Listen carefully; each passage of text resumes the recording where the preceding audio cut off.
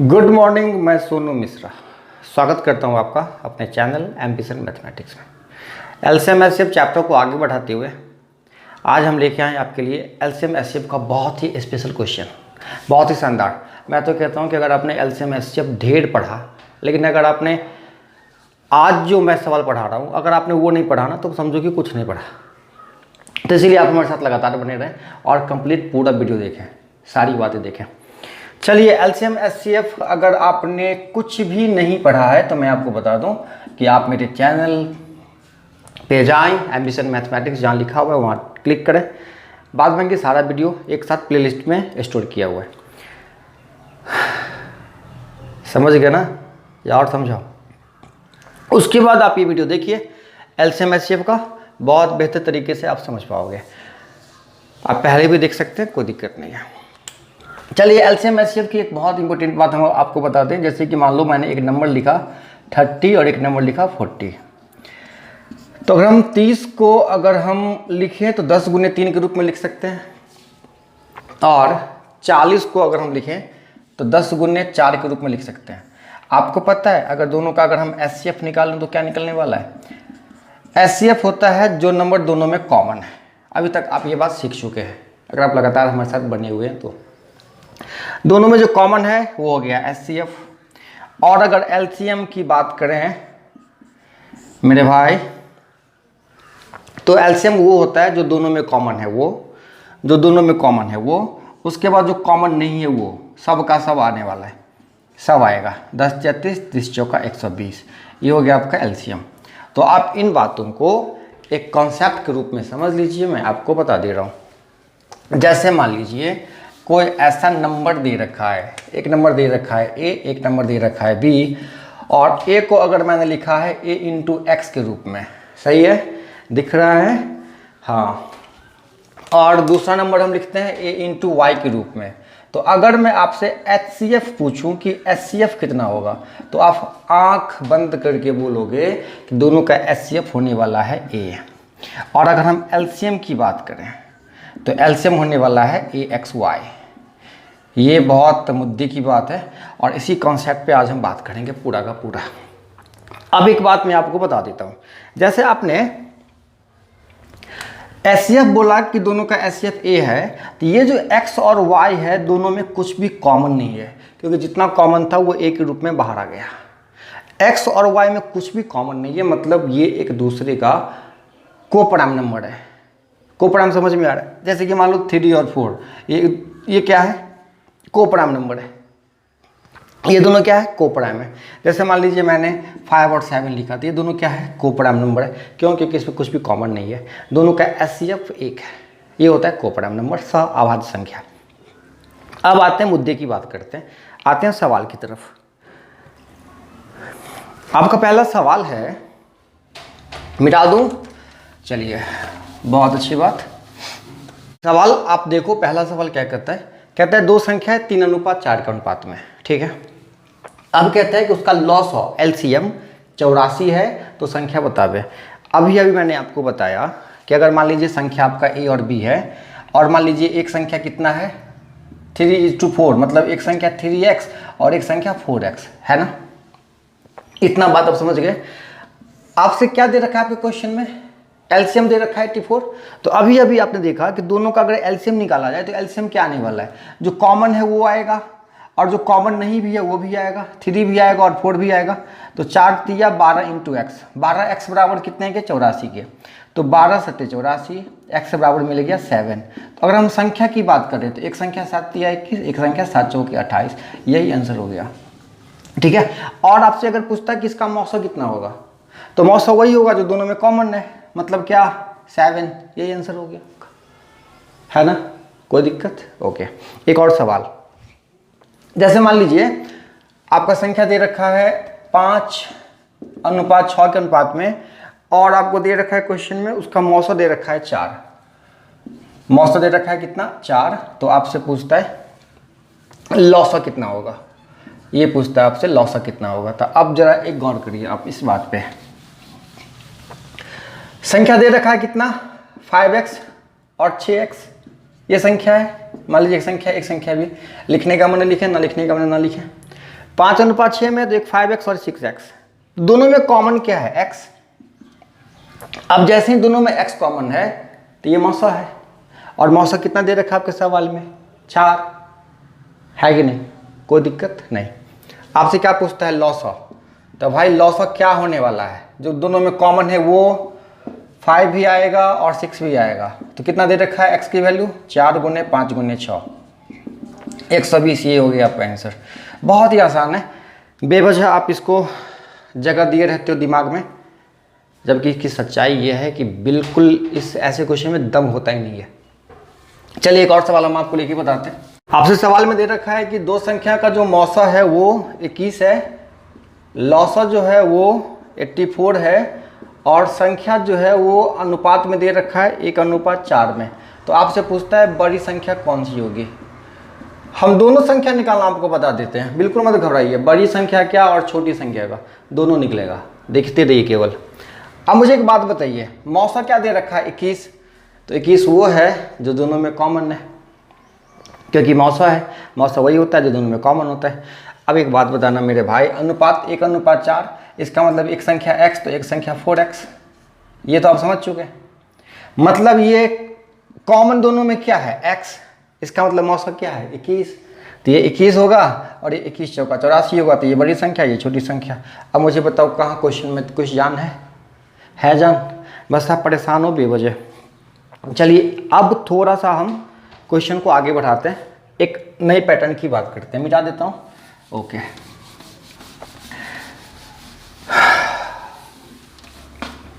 एक बार फिर से मैं आपको एक वही कॉन्सेप्ट रिकॉल करवा देता हूँ।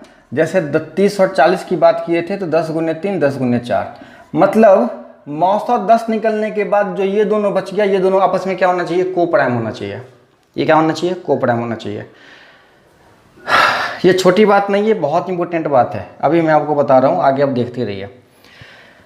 10 जो मौसा है, ये तो केवल जोड़ी नहीं ना कि 30 और 40 का ही मौसा 10 होगा। 30 और 40 का ही मौसा 10 नहीं होगा, बाद में की और भी संख्याएं, जैसे मान लीजिए मैंने लिखा 50 और 60, तो यहाँ भी 10 गुने 5 और 10 गुने 6, मौसा 10 हो गया, और 5 और 6 आपस में क्या है? को प्राइम है। ठीक है, आ रही बात समझ में? जैसे मान लीजिए आपको ये कहता है कि किसी दो संख्या का मौसा 10 है, तो आप एक संख्या 10x और एक संख्या 10y मान सकते हो ना, और ये x और y आपस में क्या होगा? को प्राइम होगा। ये तो आप समझ गए। अगर दो संख्याओं का मौसा दे रखा है 25, तो आप एक संख्या 25x और एक संख्या 25y मान सकते हो, और दोनों में x और y जो होगा वो क्या होगा? को प्राइम होगा। इतनी बात तो आप समझ गए। अब ये बात आपके भेजे में आ गई। अब देखिए, अब सवाल की तरफ हम आपको लेके चलते हैं। आपका सवाल कहता है कि दो संख्याओं का मौसा 15 है। दो संख्याओं का मौसा 15 है, दो संख्या का मौसा 15 है, और उसका गुणनफल 3600 है, सॉरी 6300। ठीक है, गुणनफल कितना है? 6300 है। तो आपसे पूछता है ऐसी संख्याओं के कितने युग्म संभव है? ऐसी संख्या के कितने युग्म संभव है, ये आपका सवाल है। बहुत इंपॉर्टेंट सवाल है, ऐसे सवाल आते रहते हैं बार बार एग्जाम में। तो अब देखिए आपको करना क्या है ऐसे सवाल को सॉल्व करने का। कितना आसान तरीका मैं आपको बताता हूँ। मौसा कितना दे रखा है? 15, और गुणनफल कितना दे रखा है? 6300। तो आपको क्या करना है? संख्या अपने मन से मान लेनी है। संख्या क्या हो सकता है? एक 15x और दूसरा हो सकता है कौन? 15y। दोनों का गुणनफल कितना दे रखा है? 6300, मतलब 15x गुने 15y बराबर कितने के? 6300 के। तो अगर यहाँ से हम xy बराबर निकालेंगे तो कितना हो जाएगा? 6300 बट्टा 15 गुने 15 225। इसको अब अगर आप भाग करोगे तो 225 दूना 450 बच गया 8, 1000। चलिए xy बराबर निकलेगा आपको 28। अब भाग करके देख लीजिए, मैंने मन भाग कर दिया। और एक बात और सच बात बताता हूँ कि मैंने बहुत आसानी से इसलिए भाग कर दिया क्योंकि इसके पहले मैंने कई बार ये सवाल बना रखा है। ठीक है, तो थोड़ा बहुत पिछली बातों का सपोर्ट भी रहता है मेरे साथ। आप भी जब बनाइएगा ना तो प्रैक्टिस करते करते आप भी सॉल्व कर सकते हो। ओके, अब एक्स वाई की जो भी वैल्यू होगी वो दोनों को गुना करके क्या होना चाहिए? 28 होना चाहिए। जितनी बार एक्स वाई को गुना करके 28 आवे और दोनों आपस में कोपराइम हो उतना संख्या का युग्म बन सकता है। जैसे 28 क्या क्या हो सकता है, 1 गुने 28, 2 गुने 14, उसके बाद 4 गुने 7, इतना हो सकता है। लेकिन जब गौर यहाँ पे किया जाता है तो पता चलता है 2 और 14 आपस में कोपराइम नहीं है, क्योंकि इसमें कॉमन है। लेकिन 1 28 और 4 और 7 में कुछ भी कॉमन नहीं है, तो ये दोनों आपस में कोपराइम है। तो जितनी बार ये दोनों कोपराइम मल्टीपल के रूप में होगा उतना संख्या का युग्म पॉसिबल है। तो अगर आपसे सवाल कहता है कितनी संख्या के युग्म संभव है, तो 2 संख्याओं के युग्म संभव है। इसी सवाल को थोड़ा सा और आगे बढ़ाता, अगर आपसे पूछता कि संख्या बताइए, संख्या क्या क्या हो सकता है, तो संख्या हो सकता है 15x और 15y। एक बार हम लिख सकते हैं 15 गुने 1 और 15 गुने 28, एक संख्या ये हो सकती है। दूसरा कौन हो सकता है, 4 और 7 वाला, तो 15 गुने 4 और 15 गुने 7।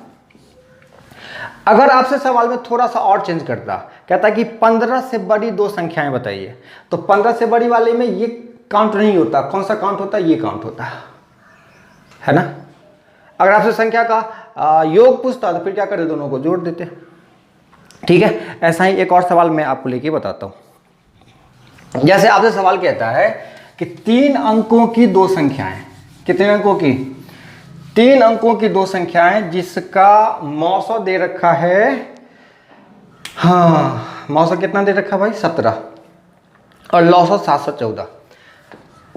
शर्त दे रखा है 3 अंकों की संख्या होना चाहिए, 3 अंकों की संख्या होनी चाहिए जिसका मौसा दे रखा है 17 और लौसा दे रखा है 714। ये सवाल है आपका। इस सवाल में भी आप जोड़ सकते हो कि ऐसी संख्याओं के कितने युग्म संभव है, कितनी ऐसी संख्याएं हो सकती है जोड़े में जिसका मौसा 17 हो और लौसा 714 हो। तो हम इसको कैसे सॉल्व करते हैं, जरा देखिए। मौसा 17 मतलब मान सकते हैं एक संख्या 17x और दूसरी संख्या 17y। लौसा क्या दे रखा है, 714। मेरे भाई एक बात बताइए, तो 17x और 17y का अगर हम लौसा निकालें तो लौसा क्या निकलने वाला है, जो दोनों में कॉमन है वो, और जो कॉमन नहीं है वो भी, दोनों। 17xy कितना के बराबर, 714 के बराबर। यहाँ से अगर मैं xy की बात करूँ तो 714 बट्टा 17 भाग करने के बाद पता चलेगा 17 चौका 68 बच गया। यहाँ पे कितना बच गया, 3 बच गया, और 17 दूना 34, xy बराबर क्या हो गया, 42। अब एक्स वाई को गुना करके कितना होना चाहिए, 42 होना चाहिए। लेकिन दोनों आपस में क्या होना चाहिए, कोपराइम होना चाहिए, उतना स्थिति संभव होगा। तो पहले कौन हो सकता है, 1 गुने 42। दूसरा कौन हो सकता है, 2 गुने 21, 3 गुने 14, 6 गुने 7। अब नहीं हो सकता है। ये 4 कंडीशन क्या हो रहे हैं यहाँ पे संभव हो रहे हैं। कितने कंडीशन, 4 कंडीशन। तो अगर आपसे ये पूछता है कितना युग्म संभव है, तो 4 युग्म संभव है। लेकिन यहाँ पे क्या पूछ रहा है, 3 अंकों की संख्या होनी चाहिए। तो 3 अंकों की संख्या होनी चाहिए, तो आप संख्या पे फोकस करें। एक संख्या क्या हो सकता है, 17 गुने 1 और 17 गुने 42, ये एक हो सकता है। दूसरा कौन हो सकता है, आप ही मुझे बता दीजिए। दूसरा आप लिख सकते हो 17 गुने 2 और 17 गुने 21। तीसरा कौन सा हो सकता है, 17 गुने 3 और 17 गुने 14। अच्छा, उसके बाद 17 गुने 6 और 17 गुने 7, ये हो सकता है। तो पहले संख्या की बात करते हैं, तो 17 एकान 17, ये 2 अंकों की संख्या है। लेकिन क्या होना चाहिए, 3 अंकों की संख्या होनी चाहिए, दोनों का दोनों। ये भी 2 अंकों में आ गया, ये भी 2 अंकों में आ गया। लेकिन ये इसकी बात करते हैं, 17 छक्के कितना होता है, 102। चलिए 102 ये हो गया और 119 ये हो गया। तो ये 2 संख्या ऐसी है, 102 और 119, ये 3 अंकों की है और जिसका मौसा 17 होगा और लौसा कितना होगा, 714। आप निकाल के देख लो। ठीक है, अगर आपसे इस संख्या का योग पूछता है तो क्या करिएगा, आप दोनों को जोड़ सकते हैं। गुना पूछेगा तो आप गुना कर सकते हैं। केवल संख्या पूछेगा तो आप क्या कर सकते हैं, संख्या के बारे में बता सकते हैं। आंसर हो गया। इसी कॉन्सेप्ट पे मैं आपको एक और सवाल बताता हूं। कहता है कि 2 संख्या का मौसा 13 है। मिटा देता हूं। कहता है कि 2 संख्या का मौसा कितना है भाई, 13, और दे रखा है आपके सवाल में लौसा 455 है। लौसा कितना है, 455। मिटा देता हूँ सारी चीज़ों को। अब सवाल में आपको ये कहता है कि एक संख्या जो है वो 75 और 125 के बीच में है। एक संख्या किसके बीच में है? 75 और 125 के बीच में। तो आपसे पूछता है संख्या क्या होगा, संख्या बताना आपको। चलिए आपको करना क्या, देखिए मौसम जैसे ही 13 है तो एक संख्या 13x और एक संख्या 13y, ठीक है। लौसा कितना? 455, तो दोनों का लौसा कितना निकलेगा? 13xy कितना के बराबर? 455 के बराबर। ओके, xy बराबर कितना? 455 बट्टा 13, भाग कर दिया, 13 3 39 और 13 25 65, ठीक है। चलिए तो xy बराबर क्या हो गया? 35। अब xy बराबर 35 तो कौन कौन से नंबर से पॉसिबल है, और दोनों आपस में कोप्राइम होना चाहिए, क्लियर है। चलिए तो एक हो सकता है 1 गुने 35, दूसरा कौन सा हो सकता है? 5 गुने 7, और कोई नहीं होने वाला है। चलिए दो कंडीशन संभव है। तो आपसे क्या कहता है कि संख्या 75 और 125 के बीच में है। तो अगर पहले की बात करते हैं, एक हो गया कौन? 13 गुने 1 और 13 गुने 35, इसमें कोई भी किसके बीच? 75 और 125 के बीच नहीं आ रहा है। दूसरे की बात करते हैं, एक हो गया 13 25 65 और हो गया 13 7 सॉरी 13 है ना, 13 7 91। तो देखिए 75 125 के बीच में कौन है? 91, ये हो गया 65। कितना आसान है, सिंपल है। उम्मीद करता हूँ ये सारा कॉन्सेप्ट आपको समझ में आ गया होगा। लगातार इसी तरह हमारे साथ बने रहें। आज गर्मी बहुत लग रही है, आज इतना रहने दें, फिर बातें होगी। और अगर हमारी आपकी मुलाकात पहली बार हो रही है और आपको थोड़ा सा पसंद आया मेरा चैनल, तो निश्चित रूप से चैनल सब्सक्राइब कर लें और बेल आइकन प्रेस कर लें। इससे ये फ़ायदा होता है कि जब कभी भी इसके बाद वीडियो अपलोड होगा उसका नोटिफिकेशन आपको पहुंच जाएगा। मिलते हैं अगले वीडियो में, तब तक के लिए बाय बाय।